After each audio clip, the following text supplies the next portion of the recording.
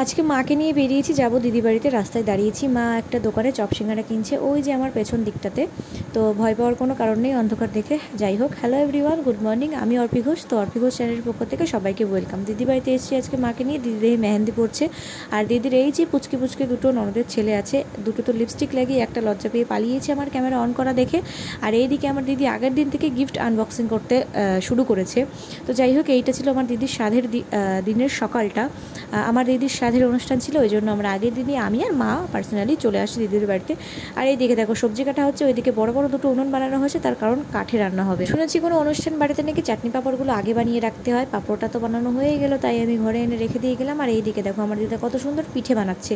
আর এদিকে আমরা বাড়ির লোক যারা যারা ছিলাম তারা সকালকার খাওয়াটা কোনো মতে কমপ্লিট করলাম। এইদিকে ছিল নিরামিষ, মাছের ঝোল, ডাল, ভাত, ব্যাস এইটুকুই। সকালে যখন খাওয়া দাওয়া করি তখনই আমার একটা ফ্রেন্ড ফোন করেছে, আমাদের বাড়িতে চলে এসেছে, সেই জন্য রাস্তা থেকে নিয়ে আসলাম ওকে গিয়ে। এই যে আমাদের ফার্স্ট গেস্ট বলা যেতেই পারে। আমার ফ্রেন্ড যখন এসেছিল ততক্ষণে কেউ এসেছিল না আমাদের বাড়িতে। তো তারপরে আস্তে আস্তে লোকজন আসা শুরু করে। আর এদিকে মেকআপ আর্টিস্টও চলে এসেছে, দিদিকে সাজিয়ে দিল সুন্দর করে। এই যে আমার দিদির ফাইনাল লুক কেমন লাগছে অবশ্যই জানিও।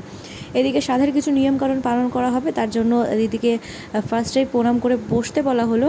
কী কী নিয়ম পালন করলো সত্যি কথা বলতে আমি বলতে পারবো না, তার কারণ বড়রা করছিল এগুলো, আর আমি সবসময়ের জন্য ছিলাম না এখানে। জানো তো আমাদের বাড়িতে নাকি সাধের অনুষ্ঠান নেই। সেই দাদু ঠাম্মা বেঁচে ছিল যখন থেকে, তখন থেকেই আমাদের বাড়িতে কারোর সাধ দিত না।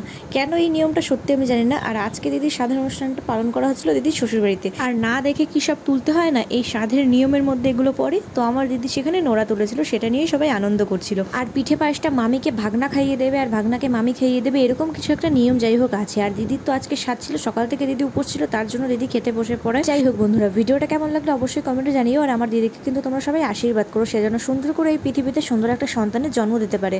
আর লাস্ট পজিশনে তোমাদের সাথে কিছু ছবি শেয়ার করছি, ছবিগুলো কেমন লাগলো, পুরো ভিডিওটা কেমন লাগলো অবশ্যই কমেন্টে জানিও। দেখা হবে পরে ভিডিওতে। টাটা।